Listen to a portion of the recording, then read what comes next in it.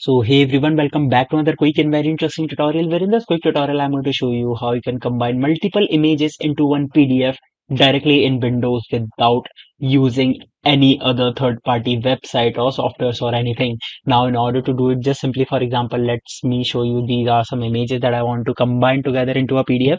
So just simply select all of them that you wanted to combine, then right click over there and click on this option of show more options, and under here you'll see this option of print. Click on print, and under this printer option just simply select Microsoft Print to PDF, and you can change the size as well.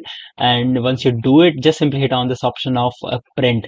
Now once you do it, it will ask you to save that particular PDF, so you can just simply save it anywhere you want.